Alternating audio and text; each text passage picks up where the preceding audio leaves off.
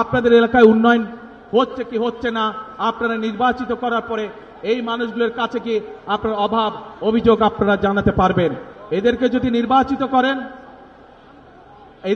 নির্বাচিত করেন আপনারা, তাহলে এরা আপনাদের কাছে জবাবদিহি করতে দায়বদ্ধ থাকবে। সকল মা বোন সহ সকল ভাইদের প্রতি আমার অনুরোধ, 12 তারিখে যাতে কেউ কোনোভাবে আপনাদের ভোটের অধিকার কেড়ে নিতে না পারে সেই ব্যাপারে সদা সতর্ক দৃষ্টি রাখবেন, ইনশাল্লাহ সতর্ক থাকবে। আমার হাতের ডান এবং বাম পাশে যেই মানুষগুলো দাঁড়িয়ে আছে এরা হচ্ছে ধানের শীষের প্রতিনিধি।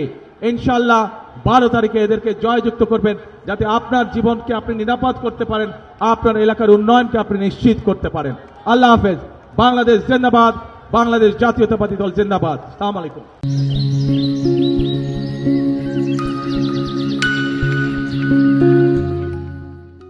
মার্কারে ভাই মার্কা, ধানের শীষ মার্কা, 12 তারিখের মার্কা, ধানের শীষ মার্কা। সিলভারো ভাই সিলভারো।